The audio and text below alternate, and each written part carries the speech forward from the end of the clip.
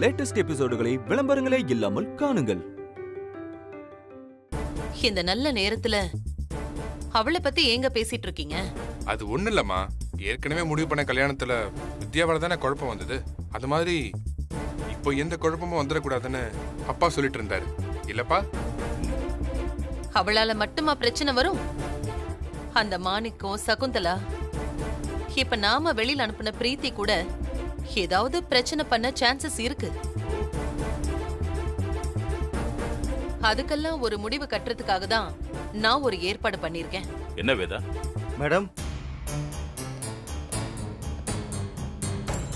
வணக்கம். மேடம் வேதா, இவங்களே எதுக்கு வர சொல்லிருக்க?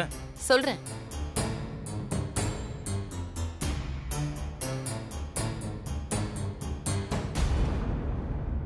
மேடம் இவங்க சகுந்தலா மேடம்.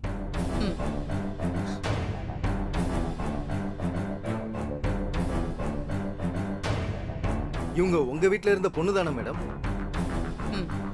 உங்க இன்ஸ்டிடியூட் வைஸ் சேர்மன் தானே மேடம்? அதெல்லாம் பழைய கதை. இப்ப அவளை சீட்டை கிழிச்சு வீட்டை விட்டே துரத்தியாச்சு. அவளும் இந்த குடும்பத்துக்கு ஒரு எதிரி ஆயிட்டா.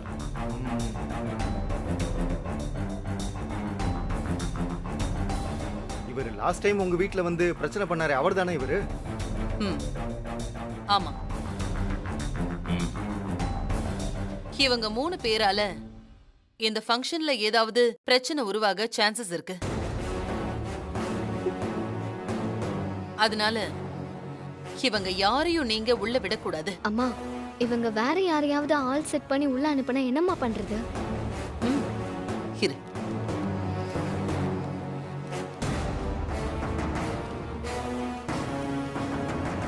இந்த லிஸ்ட்ல ஃபங்க்ஷனுக்கு வரப்போற விருந்தாளிங்கள்ல இருந்து சமைக்க வர சமையல்காரங்க வரைக்கும் எல்லாரோட டீடைல்ஸும் இருக்கு. இந்த லிஸ்ட்ல இருக்கிறவங்கள தாண்டி யாரும் இந்த வீட்டுக்குள்ள வரக்கூடாது. நீங்க யாரையும் உள்ள அலோ பண்ண கூடாது. Okay madam. அதையும் மீறி யாராவது வரேன்னு சொன்னா என்கிட்ட நீங்க பெர்மிஷன் கேட்டுட்டு தான் அலோ பண்ணணும். ஓகே மேடம், நாங்க பாத்துக்கிறோம் மேடம். சரி.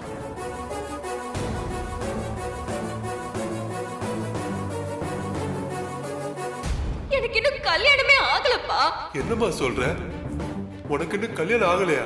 ஆமாப்பா, யாரோ உங்ககிட்ட தப்பா சொல்லிருக்காங்க. நான் உங்க பொண்ணுப்பா. இந்த குடும்பத்துக்கு எப்படி நான் வாக்கப்பட்டு வருவேன்?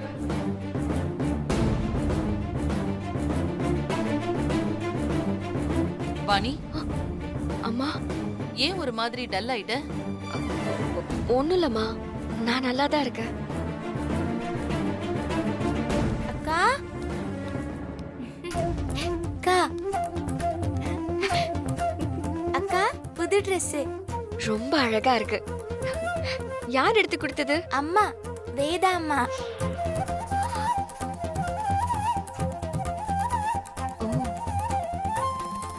ட்ரெஸ் நல்லா இருக்கா? நல்லா இருக்கு. பாருடா. லக்ஷ்மி, இன்னைக்கு உங்க அக்காவுக்கு தாலி பிரிச்சு கோக்குற ஃபங்க்ஷன் நடக்க போகுது. நீ சமத்தா நல்ல பொண்ணா சந்தோஷமா இருக்கணும், சரியா? ஐ ஜாலி ஜாலி, ஃபங்க்ஷன் நடக்குது. இந்த ஃபங்க்ஷன் எந்த பிரச்சனையும் இல்லாம நல்லபடியா நடந்து முடியும். எல்லாரும் எதை பத்தியும் யோசிக்காம நீங்க உங்களோட வேலையை பாருங்க. வாணி, நீ போய் ரெடியாகு.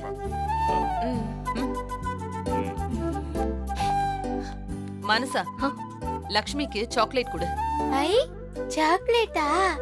Jolly jolly.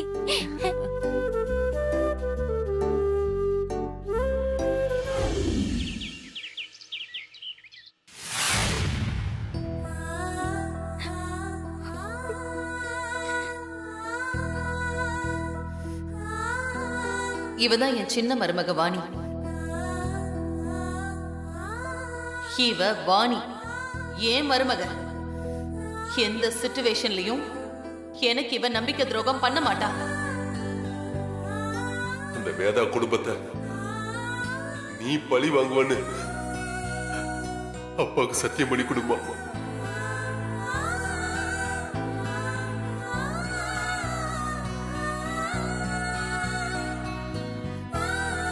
அம்மா, இத்தனை நாளா வேதாமா என்னை ஏத்துப்பாங்களான்னு ஏங்கிட்டு இருந்தேன். ஆனா இப்ப அவங்க என் மேல வச்சிருக்க நம்பிக்கை பார்க்கும்போது எனக்கு ரொம்ப குற்ற உணர்ச்சியா இருக்குமா. பெரிய தப்பு செஞ்சுட்டு மறைச்சு வாழ்ற மாதிரி தோணுது. இந்த சந்தோஷத்தை என்னால முழுசா அனுபவிக்கவே முடியலம்மா. இப்ப நான் என்னம்மா செய்யறது? என் வாழ்க்கைக்காக காலம் முழுக்க நான் இந்த பொய்யை சுமக்கணுமா? இது தப்பு இல்லையா?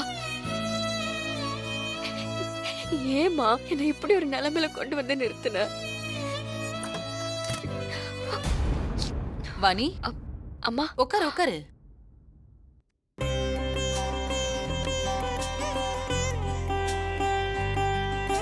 ஏன் உன் முகம் ஒரு மாதிரி இருக்கு? அழுதியா? இல்லம்மா, நான் எப்பவும் போலதான் இருக்கேன். பொய் சொல்லாத. காலையில இருந்தே உன் முகம் சரியில்லை. என்னாச்சு?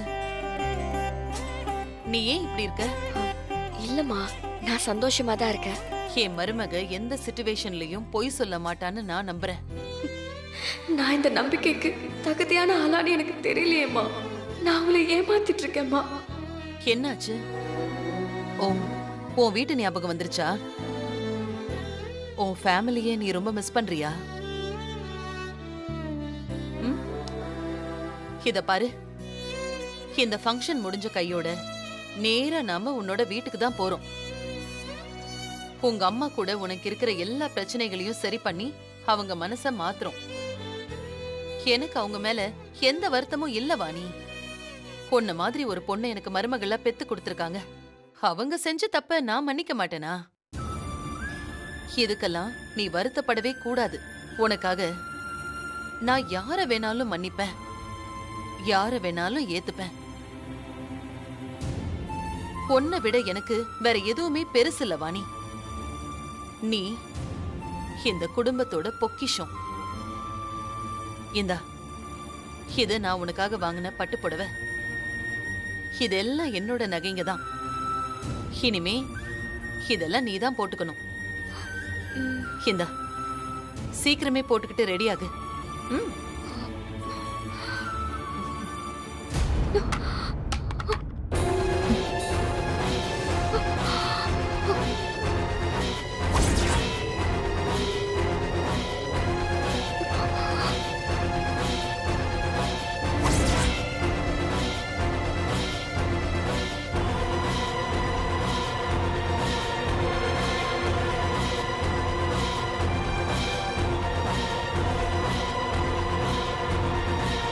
பார்வதி போட்டோ எப்படி உன்னோட ரூம்ல?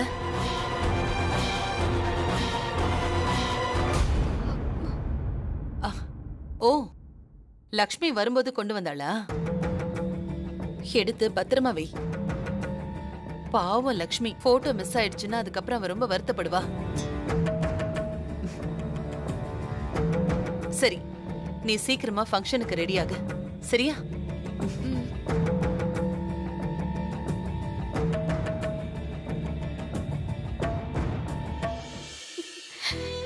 என்ன நீங்க இவ்ளோ நம்புறீங்க, ஆனா நான் உங்களை ஒவ்வொரு நிமிஷமும் ஏமாத்திட்டு இருக்கேனேம்மா.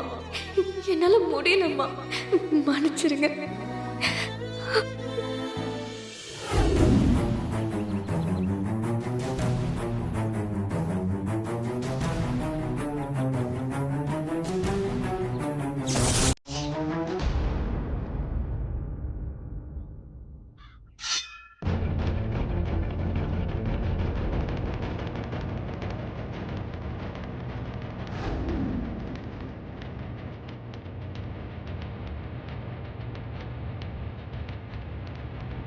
நீங்க போங்க, ரிலேட்டிவ்ஸ் தானே? நீங்க வாங்க, நீங்க வாங்க. போங்க போங்க. போங்க. வா போங்க, சீக்கிரம் போங்க.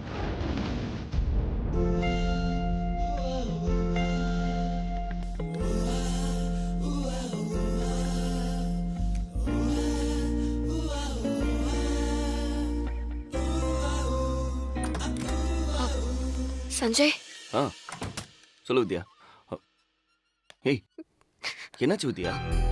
ஏன் அழுதுட்டு இருக்க? என்னால முடியல சஞ்சய். என்ன முடியல? என்னாச்சுன்னு சொல்லு. என்னால முடியல சஞ்சய். அத்தை ஒவ்வொரு நிமிஷமும் என் மேல காட்டுற பாசத்தையும் என் மேல வச்சிருக்கிற நம்பிக்கைய பார்க்கும்போது எனக்கு நெருப்பு மேல நிக்கிற மாதிரி இருக்கு. நீ ஏன் இப்படி ஃபீல் பண்ற இப்ப? அவங்க அன்புக்கு தகுதியான ஆள் தானே நீ? எப்படி சஞ்சய்? அவங்க என்ன வாணியா தான் பாக்குறாங்க, வாணி மேலதான் நம்பிக்கை வச்சிருக்காங்க. ஆனா நான் தான் வாணி இல்லையே, நான் வித்யா தானே. அவங்க தான் வாழ்நாள் எதிரியா நினைக்கிற வித்யா, அவங்க கொலைகாரனா நினைக்கிற மாணிக்கத்தோட பொண்ணு வித்யா. இன்னும் எத்தனை நாளைக்கு சஞ்சய் நான் வாணிங்கிற பொய்ய சொல்லி அவங்க கிட்ட நடிக்கிறது? என்னைக்காவது ஒரு நாள் உண்மை தெரியத்தானே போகுது. அப்ப அது அத்தையால தாங்கிக்க முடியுமா? என்ன நம்பிக்கை துரோகியா பார்க்க மாட்டாங்களா? என்ன வித்யா நீ? பல நாள் அவங்க பாசத்தை அனுபவிச்சுட்டு திடீர்னு அத்தை என்ன தூக்கி பேசினா என்னால அதை எப்படி தாங்கிக்க முடியும் சஞ்சய்? இங்க பாரு வித்யா, நான் சொல்றது கேளு. நீ நல்லதானே இருந்த, இப்ப ஏன் திடீர்னு என்னென்னமோ யோசிக்கிற? என்னாச்சு உனக்கு? யோசிக்காம இருக்க முடியல சஞ்சய். அவங்க என்னை விட்டு விலகி இருக்கும் போது இது எனக்கு பெரிய விஷயமாவே தெரியல. அவங்க இப்ப என்ன நம்பும் போது ரொம்ப வலிக்குது சஞ்சய். என்ன நம்புற யாருக்குமே இந்த மாதிரி நம்பிக்கை துரோகம் பண்ணதே இல்ல. அத்தை என்கிட்ட என் மருமக பொய்யே சொல்ல மாட்டான்னு சொல்றாங்க.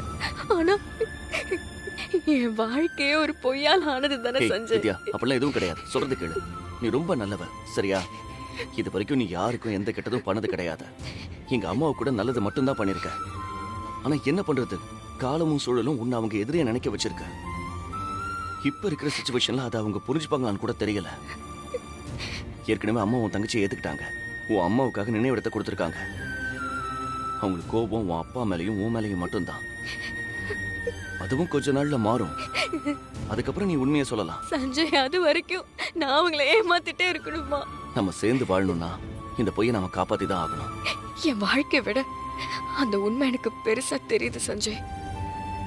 நான் யாருங்கிற உண்மை தெரிஞ்சதுக்கு அப்புறம் அத்தை என்னை ஏத்துக்கிட்டா மட்டும்தான் அந்த சந்தோஷத்தை என்னால முழுசா அனுபவிக்க முடியும். நாம சேர்ந்து வாழ்ந்ததுக்கு அப்புறம் உண்மையை சொன்னா நான் பிளான் பண்ணி அவங்களை ஏமாத்துற மாதிரி ஆயிடும் சஞ்சய். இது வேணாம் சஞ்சய், இதுக்கு இப்பவே ஒரு முடிவு கட்டணும். அத்தை கிட்ட இந்த ஃபங்க்ஷன் ஆரம்பிக்கிறதுக்கு முன்னாடி நான் உண்மையை சொல்லிடுறேன்.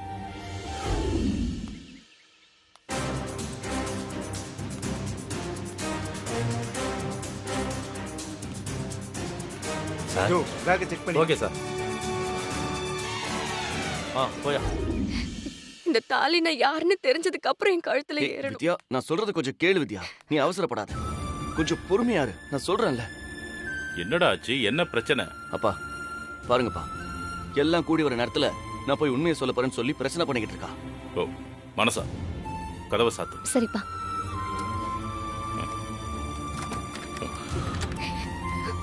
என்னாச்சு வித்யா, என்ன பிரச்சனை உனக்கு? என்னால அத்தையை ஏமாத்த முடியல மாமா. அவங்க கள்ள கபடம் இல்லாம என் மேல பாசத்தை காட்டுறாங்க. ஆனா நான் அவங்களே ஏமாத்திட்டு இருக்கேன். சரிம்மா, இப்பதாமா உன்னை வாணியாவே ஏத்துக்கிட்டா, அதுக்குள்ள நீ உண்மையை சொல்லணும்னு சொன்னா கொஞ்ச நாள் போட்டுமா, நேரம் வரும்போது சொல்லிக்கலாம். இல்ல மாமா, அவங்க என்ன இந்த குடும்பத்தோட வாரிசுன்னு சொல்றாங்க. அவங்களுக்கு அப்புறம் எல்லாமே நான் தாங்கிற அளவுக்கு என்ன நம்ப ஆரம்பிச்சிட்டாங்க. இப்பவும் நான் பொய்யா இருந்தா அது பெரிய நம்பிக்கை துரோகம் மாமா. தயவு செஞ்சு என்ன தடுக்காதீங்க ப்ளீஸ் வித்யா. அவசரப்பட்டு உனக்கு கிடைச்சிருக்கிற வாழ்க்கையை நீ கெடுத்துக்காத. ஒருவேளை அம்மா இந்த வீட்டை விட்டு உன்னை போக சொல்லிட்டா அதை இங்க யாராலையும் தாங்கிக்கவே முடியாது. ப்ளீஸ் சொல்றத கேளு வித்யா. இன்னும் கொஞ்ச நாள் வெயிட் பண்ணு, நானே வேதா கிட்ட பேசுறேன். இல்ல மாமா, நான் இன்னைக்கே சொல்லதான் போறேன். தயவு செஞ்சு என்ன தடுக்காதீங்க. அப்பா இவ்வளவு தூரம் சொல்லிட்டு இருக்காரு. போ போய் உண்மையை சொல்லு. போ. அதான் வேணும் உனக்கு. ஆனா ஒரு விஷயத்தை மட்டும் மனசுல வச்சுக்க. அம்மா மட்டும் உன்னை வெளியே போக சொன்னாங்கன்னா அந்த நிமிஷம் நான் உன் கூடவே வந்துருவேன். அது அம்மாவுக்கு எவ்வளவு பெரிய கஷ்டத்தை கொடுக்கும் தெரியுமா? அதை யோசிச்சு பார்த்துட்டு உண்மையை சொல்லு. இந்த பார், நீ இவ்வளவு பாசம் வச்சிருக்க, ஆனா உன் அத்தையால இது எதையுமே தாங்கிக்க முடியாது. இத பாரு,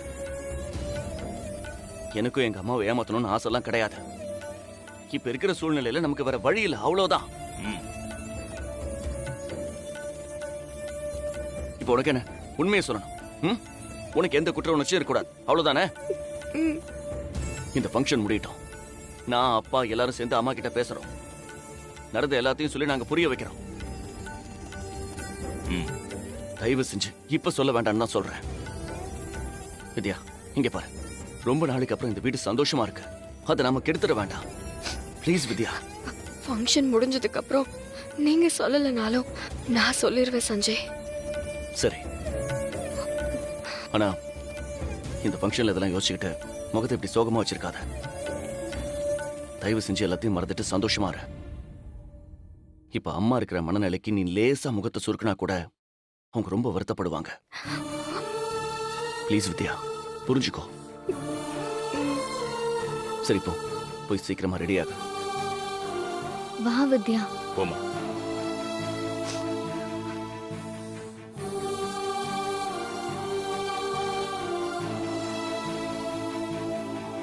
என்னடா இப்படி பேசிட்டு இருக்கா? ஆமாப்பா, அவ சூழ்நிலை எனக்கு நல்லா புரியுது. அவ இவ்வளவு நாள் போய் சொன்னதே பெரிய விஷயம்ப்பா. அவ ஆசைப்படி ஃபங்க்ஷன் முடிச்சதும் அம்மா கிட்ட உண்மையை சொல்லிடலாம். அதுக்கப்புறம் என்ன நடந்தாலும் பாத்துக்கலாம்.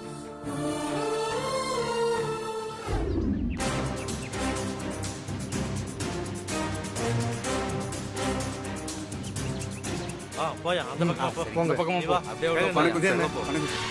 கேரண்டி தான். சரி நீ போ. சரிங்க சார். சீக்கிரம் போ.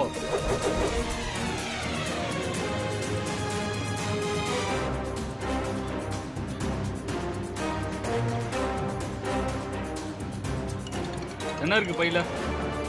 போயா போ. ஹலோ. போயா போ, சீக்கிரம் போ. ஆமா, சீக்கிரம் போ. சொல்லுங்க. போ. ஆமா யோ இவரை செக் பண்ணி வா. செக் பண்ண பிறகு உள்ள போ. பாக்கெட். யோ பறக்குதே பாத்தியா? ஏய், போங்க போங்க. இங்க வா. யோ, உன்னதான் வாயா இங்க. யார் நீ? எங்க இருந்து வர? நாங்க ஒவ்வொரு ஆளையும் கம்ப்ளீட்டா செக் பண்ணி அனுப்பிச்சிட்டு இருக்கோம். நீ கண்டுக்காம உள்ள போயிட்டு இருக்க. கான்ஸ்டபிள் சார், கால பைய வாங்கி செக் பண்ணியா? இதுல ஒண்ணும் இல்ல சார், குடியா. பழைய துணி தான் இருக்கு. அதுல என்ன இருக்குன்னு நான் பாக்குறேன். குடு. குடியா. ஐயா குடியா. குடு. உன் பேர் என்ன?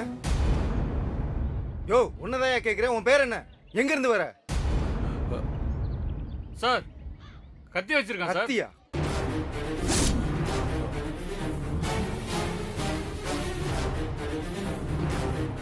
ஏய், யாரா நீ? கத்திலாம் எடுத்துட்டு வர? சுனேசா சார், இவர் எங்க ஆளு தான் சார். சட்டையை விடுங்க சார். உங்களா? கத்திய பார்த்தோன்னு பயந்துட்டீங்களா? சமையல்காரங்களுக்கு கத்திலையும் கரண்டிலையும் தான் சார் வேலை. வேலை செய்யும் போது மாத்து துணி வேணும்ல, அதான் சார் எடுத்துட்டு வந்திருக்காரு. ஓ, நிஜமாவே உங்கள் தானா இவன்? ஆமா சார், எங்க கூட சமைக்க வந்திருக்காரு சார். இவர் பேரு சிவனேசன். ஆமா சார். அத வாயை திறந்து சொல்ல மாட்டேன். போலீஸ்லாம் அவருக்கு பழக்கம் இல்ல சார். கிராமத்தாளு, அதான் கொஞ்சம் பயந்துருப்பார் சார். ஆனா இந்த பேரு லிஸ்ட்லயே இல்லையே.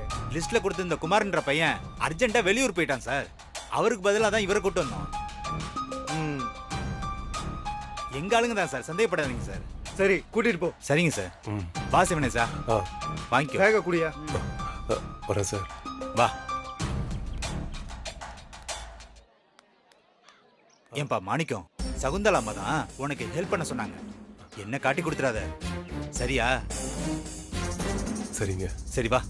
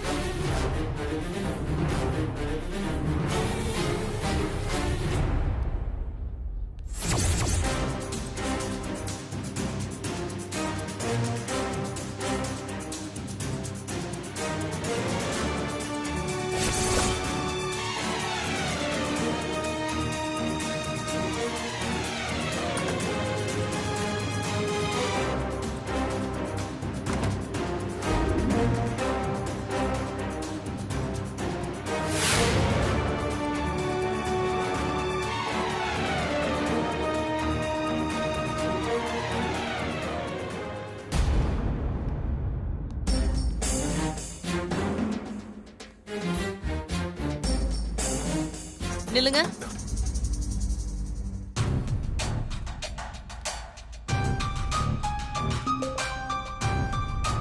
யார் நீங்க?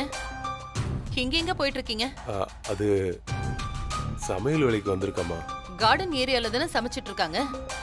இங்க என்ன பண்றீங்க? ஸ்டோர் ரூம் இங்க தான் இருக்குனாங்க. அதான் எல்லா திங்ஸும் கம்ப்ளீட்டா வாங்கி கொடுத்தாச்சு. வெளியில இருக்கும். போய் வேலையை பாருங்க. உள்ள வந்து இடம் தெரியாம ரூம் கதவை எல்லாம் திறக்க கூடாது. சரிங்கம்மா. போங்க. சரி. ஒரு நிமிஷம்.